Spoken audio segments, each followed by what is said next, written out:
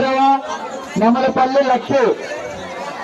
శ్రీ శ్రీ భక్త కనకదాసు జయంతి సందర్భంగా పెద్ద కడూరు మండలంలో పొట్టేళ్ల పందాలు నిర్వహించడం జరిగింది. ఆ పొట్టేళ్ల పందంలో పెద్ద కడూరు భైరవ, నెమలపల్లి లక్కీ ఫైనల్కి వచ్చినాయి.